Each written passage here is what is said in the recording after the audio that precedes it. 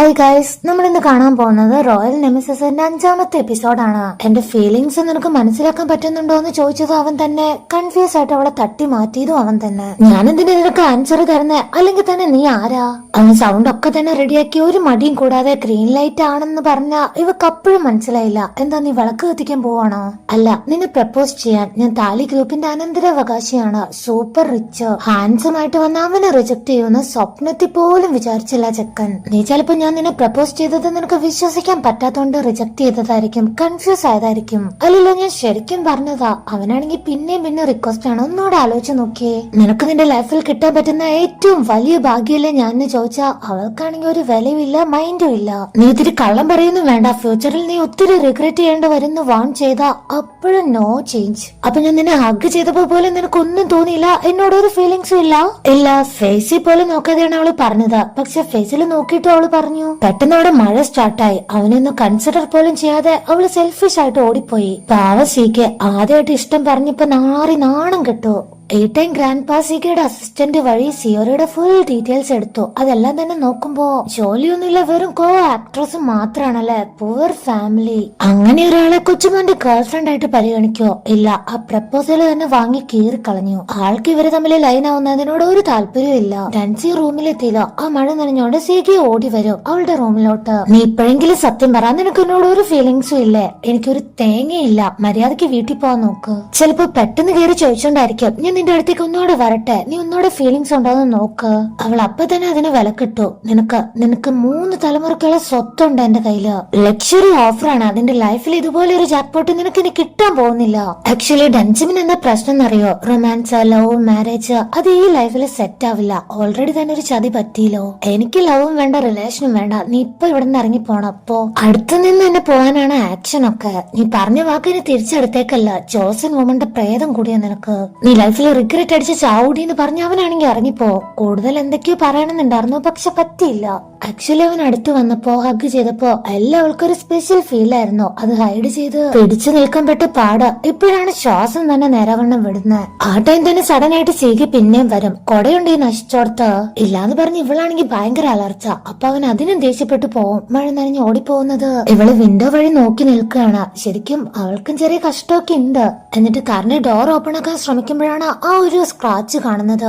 ആരോ വൈരാഗ്യം തീർത്ത പോലെ അവന് വരഞ്ഞു വെച്ചതുപോലെയാണ് കാറിൽ സ്ക്രാച്ച് ആക്കിയിരിക്കുന്നത്. നെക്സ്റ്റ് ഡേ അസിസ്റ്റന്റും വന്നത് ചെക്ക് ചെയ്യും. അയ്യോ, എന്തൊരു വലിയ പാടാ. ഡാഷ് ക്യാം ഒന്ന് നോക്കാറുന്നില്ലേ? ഇതങ്ങനെ വിട്ട പറ്റില്ല. സെഗി അതിന് റെസ്പോണ്ട് ഒന്നും ചെയ്യില്ല. കാരണം അവന് മുന്നേ തന്നെ അറിയാം ആര് ചെയ്തതാണെങ്കിലും ഒരു തെളിവും ഉണ്ടാവാൻ പോകുന്നില്ല. അതേപോലെ തന്നെ അസിസ്റ്റന്റ് നോക്കുമ്പോ കാറിലെ മെമ്മറി കാർഡ് ഇല്ല. ആകെ ബാഡ് ഡേ, ഒരു മൂഡ് ശരിയല്ല. അപ്പോഴാണ് ഓഫീസിൽ ഒരു ലേഡി ഭയങ്കരമായിട്ട് ചിരിച്ചു കളിച്ച് ഹാപ്പി മൂഡിൽ ആ ലിഫ്റ്റിലേക്ക് കയറുന്നത്. അത് ശരി, അത്രയ്ക്കായോ? നിന്റെ ഈ മാസത്തെ PTO കട്ട് ചെയ്യുവാണ്. പിന്നെ ലീവ് വേണമെന്നെങ്ങാണ്ട് പറഞ്ഞായിരുന്നു അല്ലെ? അതും കട്ട് ചെയ്തു. ഇപ്പൊ ചിരിയൊന്നുമില്ല, ഫേസ് നല്ല സാഡാണ്. അവളാണെങ്കിൽ എന്തോ ടൂറൊക്കെ പ്ലാൻ ചെയ്ത് അഡ്വാൻസും കൊടുത്തോണ്ട് ഉള്ള സന്തോഷം മൊത്തം പോയി. ഇനി ഓഫീസിലെത്തി ആദ്യം കാണുന്നത് വർക്കേഴ്സ് എല്ലാം ബ്രേക്ക് ടൈം എടുത്ത് അവിടെ ചില്ലിങ് ആയിട്ട് ചിരിച്ചു കളിച്ചിരിക്കുന്നു. അതുകൊണ്ട് ഇപ്പൊ എന്തുണ്ടായെന്ന് വെച്ചാൽ ബ്രേക്ക് ടൈം ക്യാൻസൽ ആക്കി എല്ലാത്തിനും ഓവർ ടൈം ഡ്യൂട്ടി വിട്ടു. ഈ അസിസ്റ്റന്റിനെ ഒന്ന് ഇരിക്കാൻ പോലും സമ്മതിച്ചില്ല. അപ്പോഴേക്കും വരും അടുത്ത പണിയായിട്ട്. കെട്ടിയതവിടെ മിസ്റ്റർ ഡോയിന് കാണിക്കുകയാണ്. ആളാണെങ്കിൽ ഗ്രാൻഡ് പേയുടെ മുന്നിൽ എക്സ്ട്രാ പാവാണല്ലോ. സീകെ തല്ലിയതിന് നിനക്ക് അവനോട് വിരോധം ഉണ്ടോ? നിനക്ക് നന്നായിട്ട് വേദനിച്ചോ എന്നൊക്കെ ചോദിച്ചാ അവൻ എന്റെ അനിയനെ പോലെയല്ലേ? അല്ല, അനിയൻ തന്നെയല്ലേ? അവൻ തല്ലേ എനിക്ക് എങ്ങനെ വേദനിക്കുക ഗ്രാൻഡ് പാ? ഇത്രയും മെച്ചൂർഡായിട്ട് സംസാരിക്കുന്നത് ആൾക്ക് ഭയങ്കര ഇഷ്ടമാണ്. പക്ഷെ അവൻ ഇപ്പോഴും ഇവർക്കെതിരെ തന്നെയാണ് പ്ലാൻ ചെയ്തോണ്ടിരിക്കുന്നത്. അതുമാത്രം ഗ്രാൻഡ് പാ അറിയുന്നില്ല. കമ്പനി ലേറിനെ തന്നെ വിലക്ക് വാങ്ങി ആളുടെ കയ്യിൽ നിന്ന് കിട്ടിയ പെൻ ഡ്രൈവ് അത് ഓപ്പൺ ചെയ്ത് നോക്കുവാണ് സീക്രട്ട് ആയിട്ട്. ഗ്രാൻഡ് പേയുടെ എല്ലാ ചേസും സീകയ്ക്ക് കൊടുക്കാൻ തീരുമാനിച്ചിട്ടുണ്ട്. അതും സീക അറിയാതെ തന്നെ. ഓ, തന്തപ്പടിക്ക് അവനോട് ഇത്രയ്ക്ക് നല്ല സ്നേഹമാണല്ലേ? അത് അങ്ങനെ വിട്ട പറ്റില്ല, ശരിയാക്കണം. എല്ലായിടത്തും ശത്രുക്കളാണ്. ആളുകൾ ഇങ്ങനെ കണ്ണ് കിട്ടി എനിക്ക് കിട്ടേണ്ട നേട്ടങ്ങളൊന്നും എന്നിലേക്ക് എത്തുന്നില്ല. ആ ഷമാനെ വിളിച്ചു വരുത്തി ആടിന്റെ ചോരയൊക്കെ വെച്ച് എന്തോ റിച്വൽസ് ചെയ്യാനാണ് ഡൻസിം ഉദ്ദേശിക്കുന്നത്. അല്ല, ഇതിപ്പോ ചെയ്യേണ്ട വല്ല കാര്യമുണ്ടോ? നിനക്ക് നല്ലൊരു ജോലി കിട്ടിയില്ലേ, ഫെയിം കിട്ടിയില്ലേ, വലിയ കഷ്ടപ്പാടൊന്നും ഇല്ലായിരിക്കും. പക്ഷെ എന്റെ ഒരു മനസമാധാനത്തിന് വേണ്ടിയാണ് ഈ റിച്വൽസ്. ഇത് ചെയ്തേ പറ്റൂ. അവളുടെ ചൈൽഡ്ഹുഡ് മെമ്മറീസ് ഓർക്കുവാണ്. 12ാമത്തെ വയസ്സ് അച്ഛൻ ഗാംബ്ലിംഗിൽ വരുത്തി വെച്ച കടം തീർക്കാനാണ് മോളെ വിറ്റത്, ഒരു അടിമയാക്കിയത്. അതും വലിയൊരു പൈസക്കാരുടെ വീട്ടിലേക്ക്. അതിനിടയ്ക്ക് അമ്മയുടെ അഡ്വൈസ് 3 നേരം ഭക്ഷണം കിട്ടിയ തന്നെ സ്വർഗാണ്. ആരും ഒരു കരുണയും കാണിക്കാതെ പൈസ ഇങ്ങനെ എണ്ണി കണക്ക് പറഞ്ഞു വാങ്ങുന്നത് കണ്ട് ഞാൻ ഓടി രക്ഷപ്പെടാൻ നോക്കിയതായിരുന്നു. അതുകൊണ്ട് അവരെന്നെ പൂട്ടിയിട്ടോ. അന്ന് മുതൽ എനിക്ക് ഇന്ന് വരെ ആരും വിശ്വാസമില്ല. ഞാൻ ആരെയും വിശ്വസിക്കത്തുമില്ല. ഡൻസിമിന് ഇപ്പോഴും മിസ്റ്റർ ഡോ മെസ്സേജ് അയക്കുന്നുണ്ട്. പറഞ്ഞ ഡീലിന് സമ്മതമാണോ? സീക്കയുടെ ഗേൾ ഫ്രണ്ട് ആയിട്ട് ഇരിക്കാൻ പറ്റുമോ നിനക്ക്? ഇവനാണ് ചതിയുടെ ആൾ രൂപം. പക്ഷെ ഇവന്റെ സ്വീറ്റായ വർത്തമാനത്തിൽ ഞാൻ വീഴില്ല. ഷമാനും ചോദിക്കുന്നുണ്ട്, അല്ല നിന്റെ ലൈഫിൽ നിന്നെ ഉപദ്രവിക്കാത്ത ഒരു ഇന്റൻഷൻ ഇല്ലാതെ നിന്റെ കൂടെ നിൽക്കുന്ന ആരെങ്കിലും ഉണ്ടോന്ന് ചോദിച്ചാൽ ഇവക്കാകെ ഓർമ്മ വരുന്ന ഫേസ് സീക്കയുടെ ഫേസ് മാത്രമാണ്. പക്ഷെ വേണ്ട, ഞാൻ അവനോട് കൂട്ടുകൂടിയാൽ തന്നെ മിസ്റ്റർ ഡോയുടെ പ്ലാൻ വർക്കാവും. അതൊരിക്കലും പാടില്ല. സീക്കയ്ക്ക് ലൈഫിൽ ആദ്യമായിട്ട് കിട്ടിയ റിജക്ഷൻ. അവളല്ലേ എനിക്ക് ലെറ്റർ ഒക്കെ തന്നത്, എന്നോട് ഇഷ്ടമാണെന്നുള്ള ഫീലിങ്സ് എല്ലാം വരുത്തിച്ചത്. എന്നിട്ട് ഞാൻ പ്രപ്പോസ് ചെയ്തപ്പോ വേണ്ടാന്ന് കടുത്ത നിരാശ. അതാലോചിച്ച് വർക്കൗട്ട് എല്ലാം ചെയ്തോണ്ട് നിൽക്കുമ്പോഴാണ് അടുത്തൊരു പ്രശ്നം. ബിസിനസ്സിൽ അവനെ ചതിക്കാൻ നോക്കി ഒരുത്തരുണ്ടായിരുന്നില്ലേ, ആ ഒരു ബ്യൂട്ടി പ്രൊഡക്റ്റ് കമ്പനിയുടെ സിഇഒ ആളെ മിരട്ടിയ പ്രോപ്പർട്ടി മൊത്തം എഴുതി വാങ്ങിയത് ചെറിയ പ്രശ്നമായി. അയാള് ന്യൂസ് ചാനലിൽ വന്ന ഷെയർസിനൊക്കെ എന്ത് പറ്റിയെന്നൊക്കെ പറയുമ്പോ സീകെനെ ഇതിൽ ഡയറക്റ്റ് ആയിട്ട് ഉൾപ്പെടുത്തിയിട്ടില്ല.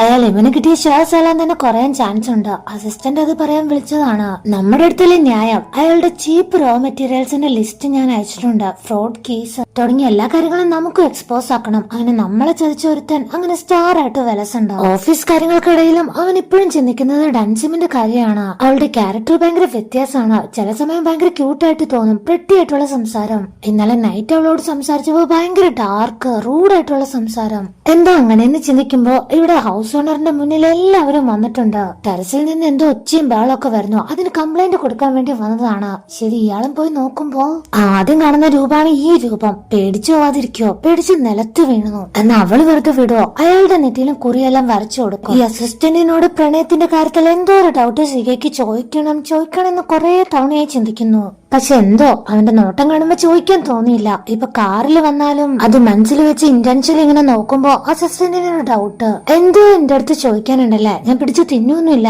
എന്ത് വേണേലും ചോദിച്ചോ. അത് കേട്ടപ്പോ അവന് എന്താ സന്തോഷം എന്നറിയോ? ഒരു ചെക്കൻ ഒരു പെണ്ണ് അവളായിട്ട് ഇനീഷ്യേറ്റീവ് എടുത്ത് അവനെ വീഴ്ത്തിന്ന് വെച്ചോ. പക്ഷെ പ്രപ്പോസ് ചെയ്തപ്പോ ഭയങ്കര ഡിമാൻഡ് കാണിക്കുക. എന്ത് ചെയ്യും? ഞാൻ സിനിമയിൽ കണ്ട ഒരു സ്റ്റോറിയാണ്, തെറ്റിദ്ധരിക്കേണ്ട എന്നെ. അങ്ങനെയാണെങ്കിൽ പ്രശ്നമൊന്നുമില്ല. പ്രണയമാണ് സബ്ജക്റ്റ് എങ്കിൽ പ്രൈഡ് ഒന്നും നോക്കണ്ട.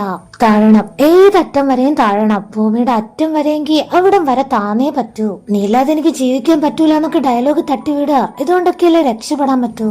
അത്രയും സപ്പോർട്ട് കിട്ടിയപ്പോ ചെക്കന്റെ കണ്ണെല്ലാം നല്ല ബ്രൈറ്റ് ആയി. അപ്പൊ ഒന്നാടെ പോയി പറയാന്ന് തന്നെ തീരുമാനം എടുത്തു. ആദ്യം തന്നെ പോകുന്നത് നല്ലൊരു കോട്ട് വാങ്ങാനാണ്. ഡ്രസ്സിംഗ് സ്റ്റൈലൊക്കെ കുറച്ച് കിടുവായാലല്ലേ ഒന്ന് ഇംപ്രസ് ആക്കാൻ പറ്റുള്ളൂ.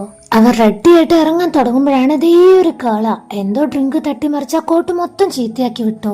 സോറി, ഞാൻ നിങ്ങളെ ബുദ്ധിമുട്ടിച്ചല്ലേ. ഈ കോട്ടിന് എത്ര രൂപയാണെങ്കിലും ഞാൻ പേ ചെയ്തോളാം. എത്രയെന്ന് പറഞ്ഞാ മതി. എന്നെ കണ്ടാ നിനക്ക് കോട്ട് വാങ്ങാൻ പൈസ ഇല്ലാത്തവനെ പോലെ ഉണ്ടോന്ന് ചോദിച്ചു മാറിപ്പോവും. സിക്ക് ഒരു മൈൻഡും കൊടുക്കില്ല. ആക്ച്വലി ഇവൾ ഇന്റൻഷ്യലി ചെയ്യുന്നത് പോലെയുണ്ട് എന്തോ. എന്ന സിക്കയുടെ മനസ്സിലെ ഡൻസിം ആയതുകൊണ്ട് അവൾ എന്തിനാ റിജക്ട് ചെയ്യുന്ന അറിയാത്തോണ്ട് ഇവൻ എന്തോ പോലെ. ഈഗോ ഹേർട്ടായല്ലോ. പുതിയ സ്യൂട്ട്, വാച്ച്, ക്ലാസി ആയിട്ടുള്ള പെർഫ്യൂം, സൂപ്പർ കാറ്, അത് മസ്റ്റ് ആണ്. അതിലാണ് ഇന്ന് പ്രപ്പോസ് ചെയ്യാൻ വരുന്നത്. നേരെ ഡൻസിമുള്ള സ്ഥലത്തേക്ക്. അവളാണെങ്കിൽ ഇപ്പോൾ ഉള്ളത് ഷൂട്ടിംഗ് ലൊക്കേഷനിലാണല്ലോ. കോസ്റ്റ്യൂം എല്ലാം ഇട്ട് റെഡി ആയിട്ട് ഇറങ്ങുമ്പോ ഗ്രാൻഡയുടെ കോള് വരുന്നുണ്ട്. നീ ഓക്കെ ആണോ? ഫുഡൊക്കെ കഴിച്ചോന്നറിയാൻ. അവള് ഇന്നലെ വരെ നല്ല സാഡായിരുന്നു. ഇന്ന് ഒരു പ്രശ്നമില്ലാതെ സംസാരിക്കുന്നോണ്ട് അവൾക്ക് എന്തോ അക്സെപ്റ്റ് ചെയ്യാൻ പറ്റുന്നില്ല. ഗ്രാൻഡ്മയ്ക്ക് ഇത് എന്താ പറ്റിയേ? ഇന്നലെ ഞാൻ റിയൽ ആയിട്ടുള്ള സിയോരി അല്ലെന്ന് ഗ്രാൻഡ്മ മനസ്സിലാക്കിയതാണല്ലോ. പക്ഷെ ഇന്ന് എന്നോട് സിയോരി എന്നുള്ള പേരൊക്കെ വിളിച്ച് സംസാരിക്കുന്നു. ആ ടൈമിലാണ് ജിഹോയുടെ മമ്മി വരുന്നത്. അവൾക്ക് കുറച്ചുകൂടെ നല്ലൊരു റോള് കൊടുത്തു. അതിന്റെ പവർ കാണിക്കാൻ വേണ്ടി വന്നതാണ്. മാത്രല്ല ഡയറക്ടേഴ്സ് ഒക്കെ ആയിട്ട് അവൾക്ക് നല്ല കൂട്ടാണ്. ഈ ടൈം തന്നെ ജിഹോയെ അങ്ങോട്ട് വരും. ദേ നോക്ക്, ഞാനാണ് ഹീറോയിൻ, ഞാനാണ് ക്യൂൻ. നീ എനിക്ക് താഴെ ഏറ്റവും താഴെയുള്ള ഒരു കോട്ട് ലേഡി, അതെപ്പോഴും നിനക്ക് ഓർമ്മയുണ്ടാവണം എന്നൊക്കെ പറഞ്ഞിട്ട് പോയി. അവൾക്കാണെങ്കിൽ തിരിച്ചൊന്നും പറയാനും പറ്റിയില്ല. പക്ഷെ അസിസ്റ്റന്റ് ഡയറക്ടർ ഉണ്ടല്ലോ, ആളോട് ചെന്ന് ഭയങ്കര കമാൻഡിങ് വോയിസ്. ജിഹോയുടെ ഹെയർ സ്റ്റൈൽ ഒന്നും ക്യൂണിന്റേത് പോലെയൊന്നും അല്ല. അതിൽ നല്ല മാറ്റമുണ്ട്. ശരിക്കും ഹിസ്റ്റോറിക്കൽ ക്യൂണിന്റെ ഹെയർ സ്റ്റൈൽ എന്താന്ന് ഞാൻ പറഞ്ഞു തരാം, അതുപോലെ തന്നെ ചെയ്യണം. ഇത് കണ്ടുകൊണ്ട് ഡയറക്ടറും അങ്ങോട്ട് വരും. എല്ലാവർക്കും ബുദ്ധിമുട്ടായി ഇവളുടെ ഈ ഒരു ബിഹേവിയർ. അപ്പൊ ജിഹോ ഓടി വന്ന് അവളൊന്നും കൂടെ കൊച്ചാക്കുവാണ്. അവൾക്ക് വേണ്ടി ക്ഷമിക്കണം എന്നൊക്കെ എല്ലാവരുടെ മുന്നിൽ റിക്വസ്റ്റ് ചെയ്ത് ഇവള് വലിയ ആളായി. എല്ലാവരുടെ മുന്നിൽ കൊച്ചാക്കിയതാന്ന് പിന്നീടാണ് ഡൻസിമിന് മനസ്സിലായത്. നല്ല കലിപ്പുണ്ട്, പക്ഷെ ഒന്നും ചെയ്യാൻ പറ്റില്ലല്ലോ എന്ന് ഇങ്ങനെ വിചാരിച്ച് നടന്നു വരുമ്പോ എല്ലാവരും താങ്ക്സ് പറഞ്ഞിട്ട് പോകുന്നു. എന്തിനാ എന്നോട് താങ്ക്സ് പറയുന്നേ, എന്താ സംഭവം ഒന്നും മനസ്സിലാവാതെ അങ്ങോട്ട് ചെന്ന് നോക്കും. ആക്ച്വലി ഇവിടെ സിയോയുടെ പേരിൽ ഒരു പ്രൊമോഷൻ വർക്ക് നടക്കുന്നുണ്ട്. എല്ലാവർക്കും ഫ്രീ കോഫി, അതും അവളുടെ ഫേസ് ഉള്ള പ്രൊമോഷൻ വർക്ക്. സ്റ്റിക്കേഴ്സ് എല്ലാം ഒട്ടിച്ചിട്ടുണ്ട് ആ ഒരു കോഫി ബോട്ടിലിൽ. അത് കാണുമ്പോ ഇത്ര നേരം മനസ്സിലുണ്ടായിരുന്ന എല്ലാ സങ്കടം മാറി എല്ലാവർക്കും ചിരിച്ച് പോസ് ഒക്കെ കൊടുക്കുകയാണ്. ജിഹോയുടെ ചെക്കൻ വേറൊരു കേളായിട്ട് നിൽക്കുന്നതിന്റെ ഫോട്ടോ പോസ്റ്റ് ആക്കിയിട്ടുണ്ട്. അത് ചോദ്യം ചെയ്യാൻ വേണ്ടി ഇവളവനെ തിരിച്ചു വിളിച്ചു കഴിഞ്ഞാൽ അവൻ ആ കോൾ വരെ ബ്ലോക്ക് ആക്കി വെച്ചിരിക്കുന്നു. അതായത് നൈസായിട്ട് തേച്ചു. അതിന്റെ വിഷമത്തിൽ ഇങ്ങനെ ഇരിക്കുമ്പോഴാണ് ഇതേ സിയോയുടെ പേരിലുള്ള കോഫി ഡ്രിങ്ക്സും അതിലവളുടെ ഫോട്ടോ മതിയിലോ ജലസി ഇരട്ടിയാവും. ആക്ച്വലി അത് ചെയ്തിരിക്കുന്നത് സീക്കിയാണ്. അവനും വന്നിട്ടുണ്ട് അവളെ കാണാൻ വേണ്ടി. അത് സൂപ്പർ കാറ്. അവളെ പിടിച്ചു വലിച്ച് അങ്ങോട്ട് കൊണ്ടോ. അതിലിരുന്നാണ് രണ്ടുപേരും സംസാരിക്കുന്നത്. അല്ല നീ എന്റെ ഫാൻ ഒന്നും അല്ല, വെറും സഹതാപ സ്നേഹമാണെന്ന് പറഞ്ഞിട്ട് എന്തിനാ ഫാൻസ് ചെയ്യുന്നത് പോലെ ഇങ്ങനെയൊക്കെ ചെയ്യുന്നതെന്ന് ചോദിച്ചാ, നിന്റെ സ്നേഹത്തിന് വേണ്ടി അവളുടെ ഹാർട്ടിലേക്ക് തന്നെ കഴിച്ചുകൊണ്ട് ഇത് എനിക്ക് വേണം. നീ എന്റെ ലൈഫിൽ വന്നേ പിന്നെ എനിക്ക് സമാധാനമായിട്ട് ഉറക്കം പോലും കിട്ടിയിട്ടില്ല അറിയോ. എനിക്ക് നിന്നെ ഭയങ്കര ഇഷ്ടാ. അപ്പൊ നീ തന്നെയല്ലേ പറഞ്ഞ കഴിഞ്ഞ ദിവസം എന്നെ കാണാൻ കൊള്ളൂല്ല, ഭയങ്കര വൾഗറാണെന്നൊക്കെ. അതിനിപ്പോ എന്താ പ്രണയത്തിൽ ജയൻ തോൽവി ഒന്നുമില്ല എന്ന് പറഞ്ഞ റൊമാൻറ്റിക് ആയിട്ട് നോക്കുകയാണ്. അവൾക്കെന്തോ ഇവനിത് സീരിയസ് ആയിട്ട് തന്നെ പറയുന്നതാണോ എന്ന് ചെറുതായിട്ടൊരു ഡൗട്ട് പോലെ. പക്ഷെ ചാടിക്കയറി ഓക്കെ എന്ന് പറയാൻ പറ്റില്ല. അങ്ങനെ പറഞ്ഞ മിസ്റ്റർ ഡോയുടെ പ്ലാൻ വർക്കാവും. അത് പാടില്ലാത്തോണ്ട് അവന്റെ ഫേസിന് നേരെന്ന് തിരിഞ്ഞിരിക്കും. ഒരു കാര്യം നീ മനസ്സിൽ വെച്ചോ, ഇന്ന് അല്ലെങ്കിൽ നാളെ അത് കഴിഞ്ഞ ഒന്നും പ്രതീക്ഷ വെക്കണ്ട. എന്റെ മനസ്സിൽ ഇഷ്ടത്തിന്റെ ഒരു തരി പോലും നിന്നോടില്ല. അങ്ങനെ സ്ട്രോങ് ആയിട്ട് ഒരു ഡിസിഷൻ പറഞ്ഞാണ് അവൾ കാറിൽ നിന്ന് പുറത്തിറങ്ങിയത്. അപ്പോ ഈ ഹാർട്ടെല്ലാം പട്ടപ്പെട്ടാന്നാണ് ഇടിക്കുന്നത്. ആക്ച്വലി ഡൻസിമിന് സീക്കനോട് എന്തോ ഒരു ഫീലിങ്സ് സ്റ്റാർട്ട് ആയിട്ടുണ്ട്. അവനും കാറിൽ നിന്ന് ഇറങ്ങി വരും. സ്നേഹത്തോടെ കൊടുക്കാൻ വെച്ച കുറെ ഫ്ലവേഴ്സ് ഉണ്ട്. ആ ബൊക്കെ കയ്യിലേക്ക് വലിച്ചെറിഞ്ഞ് ഒന്ന് എടുത്തോണ്ട് പോവാമോ, കാറിൽ മൊത്തം സ്മെല്ലാക്കി. ഈ സ്മെല്ല് കേട്ടിട്ട് എനിക്ക് തലവേദന എടുക്കുന്നു. ദേഷ്യമായിട്ട് പറഞ്ഞ അവൻ ആ കാർ എടുത്തോണ്ട് പോവും. അപ്പോഴാണ് ജീഹോ വരുന്നത്. സൂപ്പർ കാർ ഓടിച്ചോണ്ട് ഒരു ചെക്കൻ പോകുന്നു. സിയോയുടെ കയ്യിലാണെങ്കിൽ നിറയെ ഫ്ലവേഴ്സ്, അതും റെഡ് കളർ. ഈ മണ്ടിക്കും ബോയ് ഫ്രണ്ട് ആയോ, അത് അവൾക്ക് താങ്ങാനാവുന്നില്ല. നീ എന്നെ റിജക്ട് ചെയ്തൂലെ, അത് ഒരു തവണയല്ല 2 വട്ടം. ഇതിപ്പോ സെക്കൻഡ് തവണയായി. ഇതിനെല്ലാത്തിനും കാരണം അസിസ്റ്റന്റിന്റെ ഉപദേശം കേട്ടതാ. അവനാണെങ്കിൽ കറക്റ്റ് ടൈമിൽ കോളും വിളിക്കും. ഞാൻ അങ്ങോട്ട് വരുമ്പോ നിന്നെ എന്നെ കൺമുന്നിൽ എങ്ങാനും കണ്ടാവുണ്ടല്ലോ. അത്രയ്ക്ക് ഫ്രസ്ട്രേറ്റഡ് ആയിട്ടിരിക്കുമ്പോ തന്നെ കാറിന്റെ ബാക്ക് സീറ്റിൽ മറ്റൊരു കാർ വന്നിടിച്ചു. കോട്ട് വാങ്ങാൻ പോയപ്പോ ആ ഒരു ഷോപ്പിൽ കണ്ടില്ലേ, അതേ കാള. ഇവളുടെ പേരാണ് ടേഹി. അവള് സോറി എല്ലാം പറയാണ്. ഈ കാറിന് എന്ത് ചെലവ് വന്നാലും വിളിച്ചോ എന്ന് പറഞ്ഞ് വിസിറ്റിംഗ് കാർഡ് വരെ എടുത്തു കൊടുക്കും. നേരത്തെ ഗ്രാൻഡ് വന്നിട്ടുണ്ട്. എന്തിനാന്നറിയോ, പുതിയൊരു പ്രപ്പോസലായി. ആളുടെ മുന്നിലിരിക്കുന്ന ഫോട്ടോ ആരുടെയാ, ടേഹിയുടെ. അയ്യോ ഈ കാളിനെ ഞാൻ ഇന്ന് കണ്ടതാണല്ലോ എന്ന് പറഞ്ഞ, അത് ശരി സോൾമേറ്റ് തമ്മിൽ മുന്നേ തന്നെ കണ്ടല്ലേ എന്ന് പറഞ്ഞ് ഗ്രാൻഡ് ചിരിക്കും. ഒന്നെങ്കിൽ അവൾക്ക് തലയ്ക്ക് സുഖമില്ല, അല്ലെങ്കിൽ മണ്ടി. ഇതിൽ രണ്ടിലെ ഏതെങ്കിലും ആണ് അവള്. അതവൻ ഡയറക്റ്റ് ആയിട്ട് തന്നെ ഗ്രാൻഡ് പേയുടെ അടുത്ത് പറഞ്ഞുകൊണ്ട് ഇവര് തമ്മിൽ വീണ്ടും വഴക്ക് നടന്നേനെ. പിന്നെ അസിസ്റ്റന്റ് ഉണ്ടല്ലോ നൈസായിട്ട് ഇടപെട്ട് സോൾവ് ആക്കും. ലഞ്ചും വേണമെങ്കിൽ രാത്രി ഉറങ്ങാൻ കിടക്കുമ്പോൾ സിഗി പ്രപ്പോസ് ചെയ്തില്ലേ, ആ ഒരു കാര്യം തന്നെ മനസ്സിലേക്ക് വന്നോണ്ടിരിക്കുകയാണ്. അവൻ എന്നോട് ഇഷ്ടമാണോ, അവൻ എന്ത് ഇഷ്ടമായാലും എനിക്കൊന്നുമില്ല. എനിക്ക് എന്റേതായ കാര്യങ്ങളുണ്ട്, എനിക്ക് എന്റേതായ ലക്ഷ്യങ്ങളാണ് വലുത്. ഇതേ സമയം സിക്ക് വീണ്ടും ആ ഹിസ്റ്റോറിക്കൽ ഡ്രീമിലേക്ക് പോവാണ്. അവന് പിന്നെ ആ ഒരു സ്വപ്നം വരും. 300 വർഷം മുമ്പ് നടന്ന കാര്യങ്ങള്. അതില് ഡൻസിമ ഒരു ഡോഗിനെ കല്ലെറിഞ്ഞു ഓടിച്ചിട്ട് ആ ഡോഗാണെങ്കിൽ പിന്നീട് മരിക്കുകയുണ്ടായല്ലോ, അതിന്റെ കല്ലറയിലാണ്.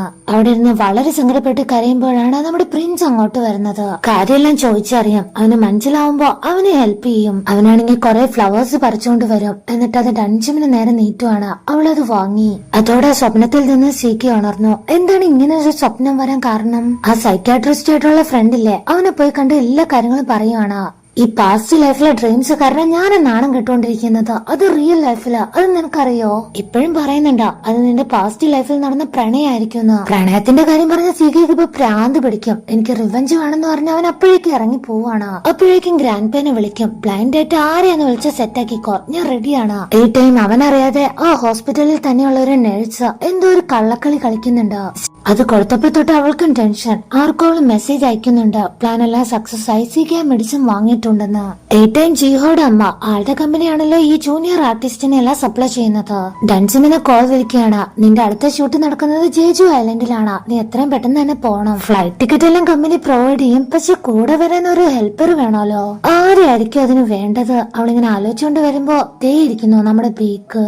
വെറുതെ ഇരുന്ന ചെക്കൻ അവന്റെ പിന്നാലെ നിന്ന് പോയി തട്ടി വിളിച്ച് പേടിപ്പിക്കും. എന്നിട്ട് സൂക്ഷ്മമായിട്ട് നോക്കും. നോക്കുവാണ്. അവൻ കുറച്ച് സ്മാർട്ടാണെന്നല്ല കാര്യവിവരമുണ്ട്. ഒരു ക്യൂനായ ഞാൻ നിന്നെ എന്റെ ഗൈഡായിട്ട് അപ്പോയിന്റ് ചെയ്തിരിക്കുന്നു എന്ന ജോസൽ ലാംഗ്വേജ് പറഞ്ഞ അവൻ ഒരുമാതിരി നോട്ടം. ഇതെന്താ സംസാരം? ഞാനേ എന്റെ ഡിഗ്നിറ്റി എന്താന്ന് നിനക്കറിയോ? നീ എന്ത് പറഞ്ഞാലും നിന്റെ കൂടെ മാത്രം ഞാൻ വരില്ല.